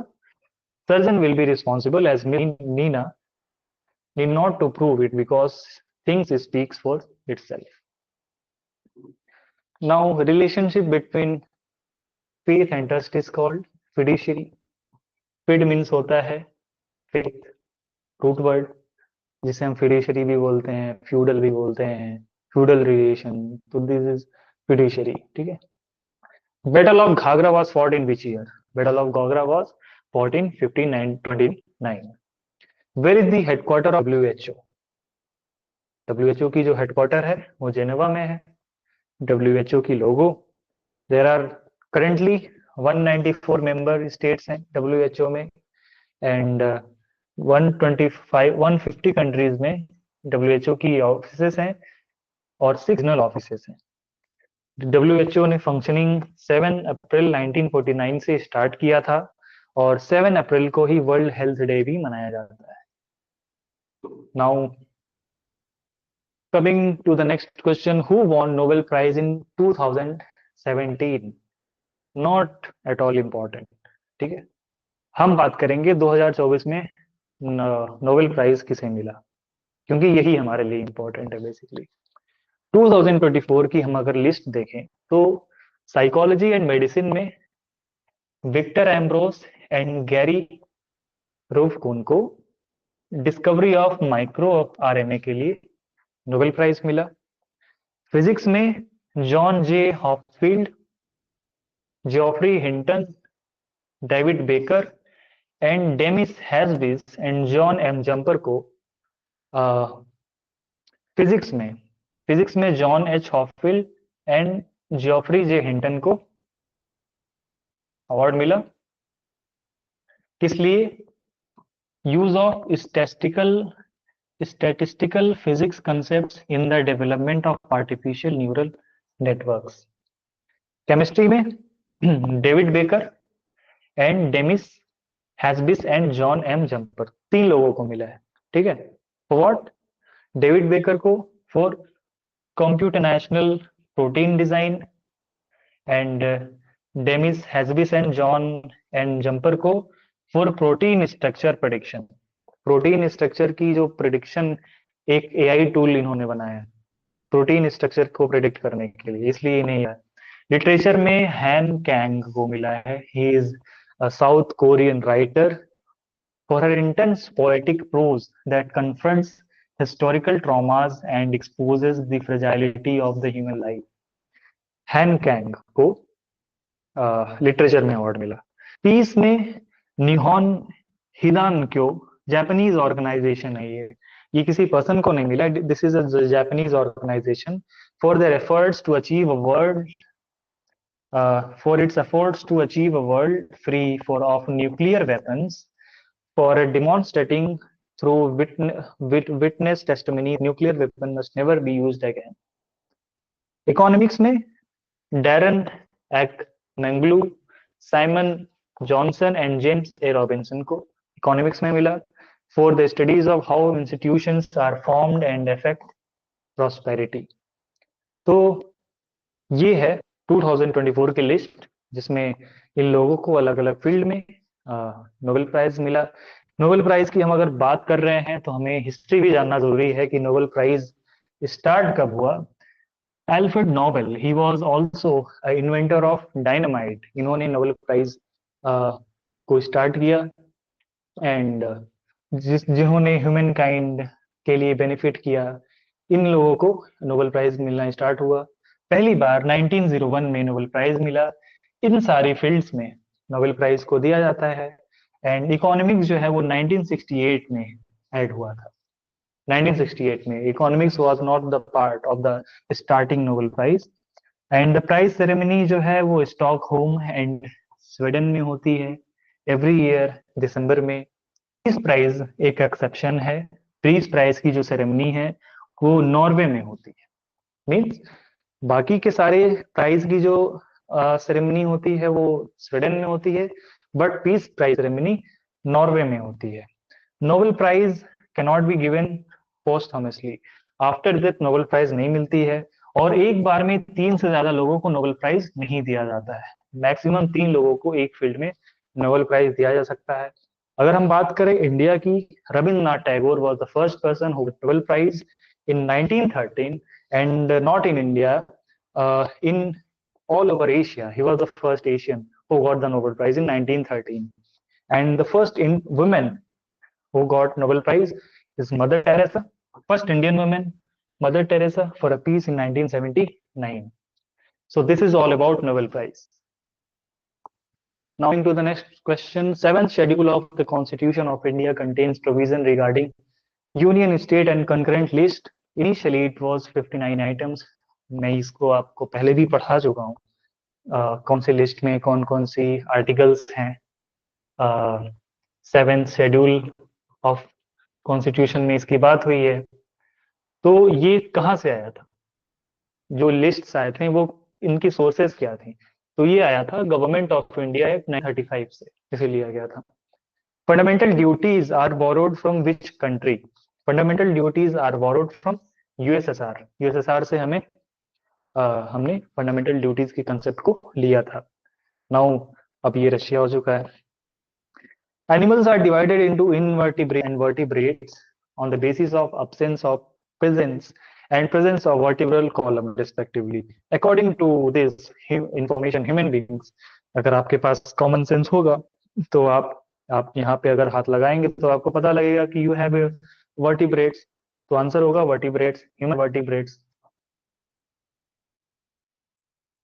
Now, yellow revolution deals with increase in production of wild seeds की जो रेवोल्यूशन हुई थी उसे हम येलो रेवोल्यूशन बोलते हैं। ये एग्रीकल्चरल रेवोल्यूशंस हैं।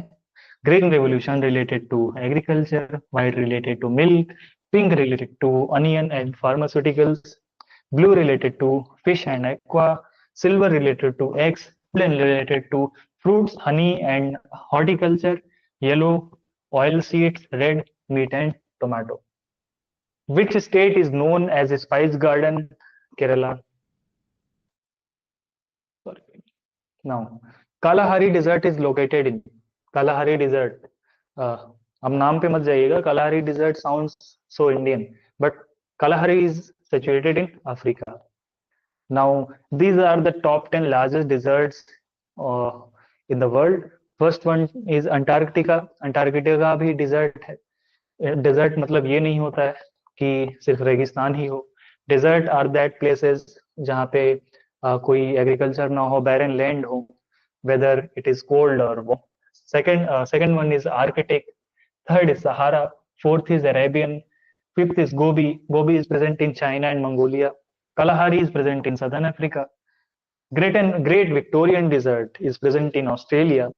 Patagonian Desert is present in South America. Argentina and Chile ये एक्सपैंड करता है। Syrian Desert present in Western Asia, Iraq, Jordan and Syria. Great Basin Desert is in United states.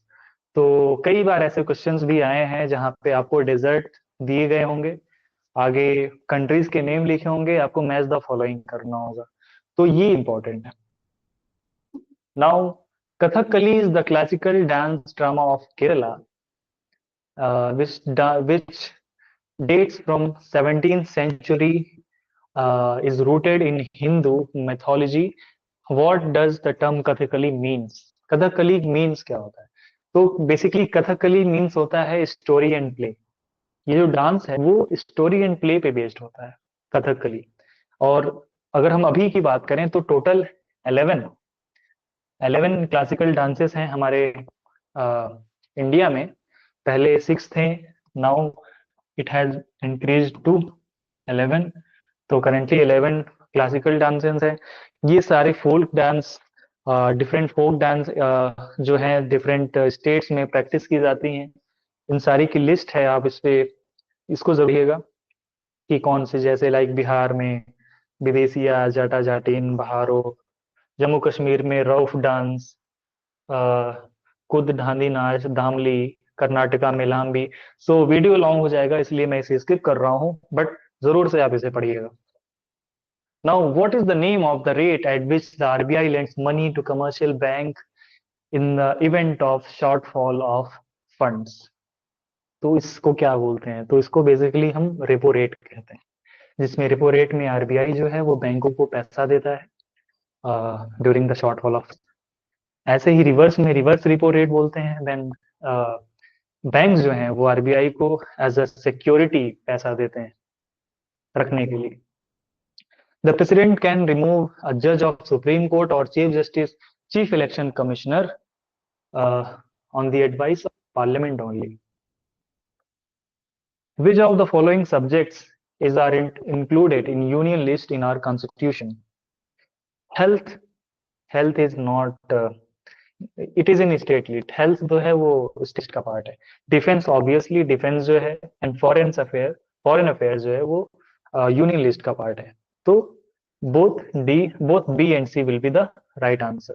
Option D will be correct. During the tenure of Indira Gandhi, emergency was declared in the year.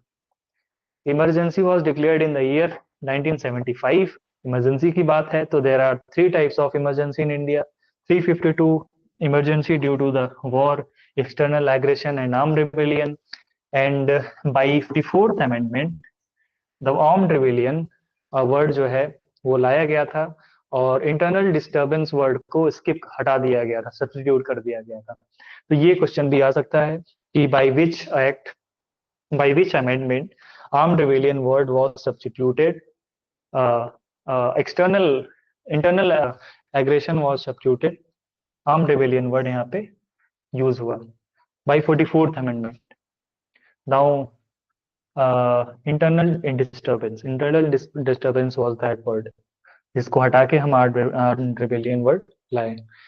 Article 356 emergency due to the failure of the constitutional machinery in India, हम president rule भी बोलते हैं.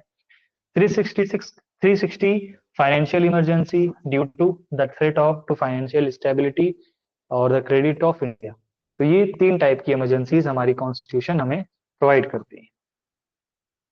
Now Jamia Millia Islamia stands for, Jamia Millia Islamia, as you know it's a kind of Arabic word जिसका मतलब होता है national university of इस्लाम.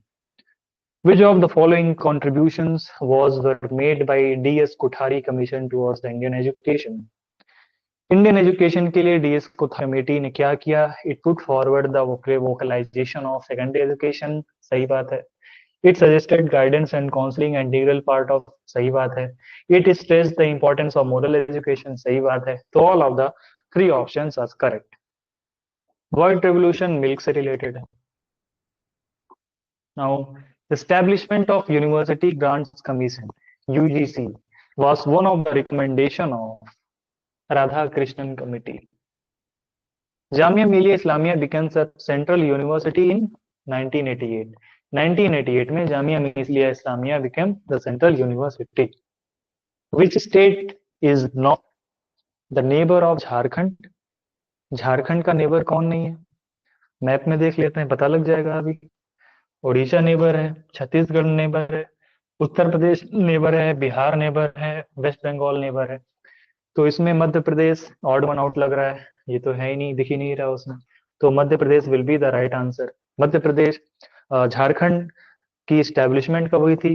15 नवंबर 2000 में Jharkhand existence में आया. Now who was the first Indian to be honoured with Paramvir Chakra? Major Somnath Sharma was the first Indian. 2020 summer Olympics not relevant. तो इसलिए हम देखते हैं 2028 की जो समर ओलंपिक्स है वो कहाँ पे होने वाली है? तो ये लॉस एंजलिस में होने वाली है, जहाँ पे अभी बहुत सारा आग लगा हुआ है. The second 5-year plan was formulated in 1956. The boundary between India and China is known as boundary between India and China. Radcliffe line is between India and Pakistan. Indira point तो साउथ में है. तो मैकमोहन लाइन जो है वो India China के बीच में यहाँ पे एग्जिस्ट करता है, मैकमोहन लाइन. और ये सारी पॉइंट्स हैं जो इंडिया चाइना के बीच में डिस्प्यूट्स हैं. गलवान वैली जहाँ पे झड़प हुई थी, लाइन ऑफ कंट्रोल एलओसी जिसे बोला जाता है. अक्साई चीन is the area that is controlled by China but claimed by India. Arunachal Pradesh is claimed by China but now it is in under India. So these are the important points related to India and China. Who among the following decide whether a particular bill is money bill or not? तो इसका soul जो responsibility है, soul authority है, speaker of Lok Sabha के पास है. Money bill. So guys, coming to the next question, हमारा question है the supreme authority for telecommunication India is. Telecommunication जो सर्विसेज है इंडिया में वो कौन रेगुलेट करता है? तो इसका राइट आंसर होगा try, telecom regulatory authority of India. इसके द्वारा जितने भी इंडिया में जो भी टेलीकम्युनिकेशन काम करते हैं उन्हें कितनी स्पेक्ट्रम दी जाएगी, कितनी नहीं दी जाएगी, ये सारी जो चीजें हैं वो ट्राई रेगुलेट करता है. नेक्स्ट क्वेश्चन, लोटस रेवोल्यूशन, ये किससे रिलेटेड है? तो इसका आंसर होगा इजिप्ट. इजिप्ट में जो एक रेवोल्यूशन हुआ था उसमें उस रेवोल्यूशन को लोटस रेवोल्यूशन बोला जाता है। इन 1925 Jamia Millia Islamia shifted from Aligarh to, तो एज यू नो पहले जो जामिया मिलिया इस्लामिया था वो अलीगढ़ में था। इन 1925 ये दिल्ली में शिफ्ट हुआ। तो अभी फिलहाल ये ओखला में है, बट एट दैट टाइम जब ये दिल्ली में शिफ्ट हुआ था तो उस टाइम ये करोल बाग में आया था। तो इसका राइट आंसर करोल बाग होगा। Now come the next question, the code name given to India first atomic explosion at Pokhran in 1974। तो पहला जो एटॉमिक एक्सप्लोजन हुआ था पोखरान में इन 1974, तो उसको क्या बोला गया था, उसका कोड नेम क्या था? तो इसका आंसर होगा smiling Buddha. And you know एक और ऑपरेशन हुआ था, न्यूक्लियर टेस्ट हुआ था in 1998 under the presidentship of APJ Abdul Kalam. उस ऑपरेशन को हम ऑपरेशन विजय बोलते हैं, और इसी वजह से हम अब्दुल कलाम को मिसाइल मैन ऑफ इंडिया भी बोलते हैं। ऑपरेशन ब्लू स्टार जो था वो Khalistani militants taking cover in Golden Temple, और उनके इवैक्यूएशन के लिए ये ऑपरेशन चला था, operation blue star under the prime minister of Indira Gandhi. And Fat Man, as you know, in 1925 on 6 August and 9 August US ने बॉम्बिंग करी थी जापान पे on the two cities named Hiroshima and Nagasaki. तो यहाँ पे दो बॉम्ब जो गिराए गए थे, पहला बॉम्ब था लिटिल बॉय जो साइज में छोटा था, एज यहाँ पे आपको दिख भी रहा होगा। तो जो लिटिल बॉय था वो हिरोशिमा में गिरा था, और जो फैट मैन था वो नागासाकी में गिरा था। Coming to the next question, lottery was first started in which state of India? तो इस टाइम ये करंट अफेयर का क्वेश्चन था, but it was a remarkable landmark thing, तो इस वजह से हम इसे स्टैटिक जीके की तरह भी हम पढ़ सकते हैं। तो इसका आंसर केरला होगा। Which institute first time released guidelines on child sex abuse? तो ये जो इंस्टीट्यूट था वो था World Health Organisation. Now constitution day in India is celebrated on, तो इसका राइट आंसर होगा November 26। Human rights day is observed every year on, तो इसका राइट आंसर होगा December 10। SBI bank has merged with how many banks? SBI bank जो है वो total 5 bank से मर्ज होके बना है। एंड 1 जुलाई 1955 में एसबीआई की फॉर्मेशन हुई थी, और जो कमेटी थी वो थी गोरवाला कमेटी, जो एसबीआई के फॉर्मेशन के लिए रिस्पॉन्सिबल है। Now who was the vice chancellor of Jamia Millia Islamia, first vice chancellor? तो फर्स्ट वाइस चांसलर जो था वो Mohammad Ali Jauhar, he was the first vice chancellor of Jamia Millia Islamia. Which ministry has launched a digital signature campaign on Constitution Day? तो this is current affair questions, not relevant today, but इसका answer जो होगा ministry of human resource and development. Now, how many surah does the Holy Quran contain? So there are 114, 114 सूरा जो है वो हमारे होली कुरान में है। Who is described as the father of surgery? तो इसका राइट आंसर होगा Qasim al Zawahiri. He was famous for the, he was known for the father of surgery. Tribal festival Sanmakka Saralamala Mahajatra recently began in which state? So this is वो इस ये जो question है वो current affair के तौर पे उस टाइम ये बना था, बट यू नो ये स्टैटिक जीके में भी पूछा जा सकता है, इसलिए ये इंपॉर्टेंट है। तो इसका जो राइट आंसर होगा तेलंगाना। तेलंगाना में सनमक्का सारालमा महाजतारा फेस्टिवल सेलिब्रेट किया जाता है। Who has been appointed as the 45th Chief Justice of India? Again, this was current affair question, but अगर चीफ जस्टिस की बात हो रही है तो हमें अभी करंट के चीफ को जानना जरूरी है। तो Sanjeev Khanna is current Chief Justice of India and he is serving as the 51st Chief Justice of India. Now, as per a report of New World Health, what is India's rank among the list of wealthiest countries? तो list of wealthiest countries के में rank क्या है? अभी हम current की बात करें तो as of January 2025 India is the 5th richest country in the world by GDP. बट अगर हम per capita GDP per capita की बात करें तो वहां पे इंडिया की रैंक गिर के आ जाती है 124।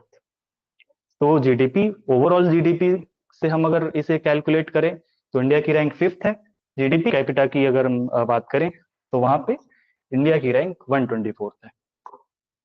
Now who won the best actor award in Oscar 2018? 2018 का हमें रिलेवेंट नहीं है, तो हम अभी बात कर लेते हैं जो रिसेंटली ऑस्कर्स 2024 जो हुआ था।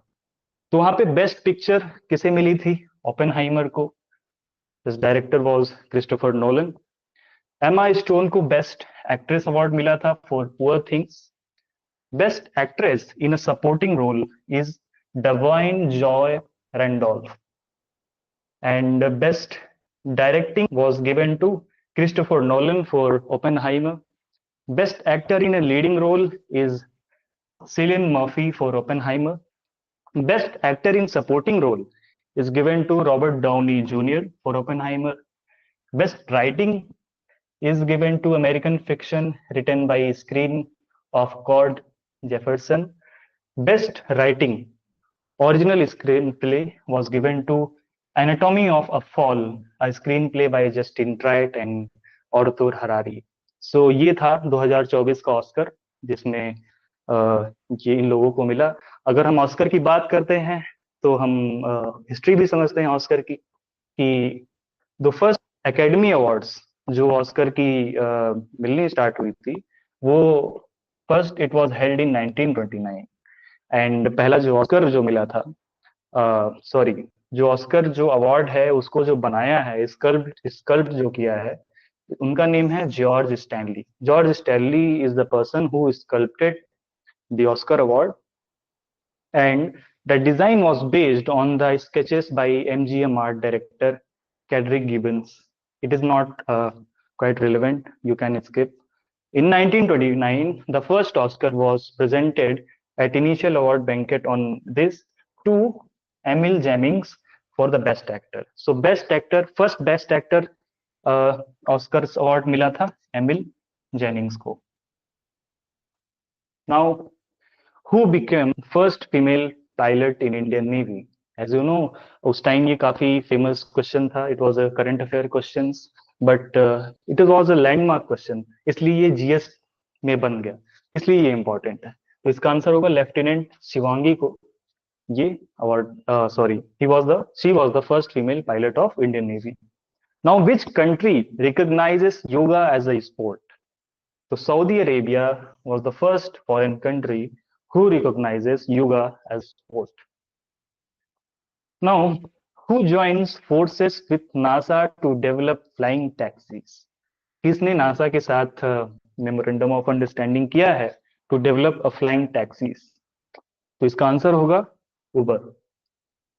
Which investigating news source has released the Paradise Papers, which reveals the offshore activities of some of the world's most famous, most powerful people and companies? तो पैराडाइज पेपर एक तरीके की रिपोर्ट है. वो किस इन्वेस्टिगेटिंग सोर्स ने इससे निकाला है, जो कि some one of the most famous powerful people and companies के बारे में बताता है. तो इसका आंसर होगा International Consortium of Investigating Journalists. So this is all about the previous year analysis of 2018 Jamia Millia Islamia law exam. And I hope ये video आपको सही लगी होगी. आई होप इस वीडियो से आप काफी कुछ नया सीखे होंगे. Current affairs and static GK आपका भी कवर हुआ होगा. एंड अगर आपको कोई क्वेरीज हैं, डाउट्स हैं, तो प्लीज आप कमेंट बॉक्स में जरूर बताएं. Thank you so much.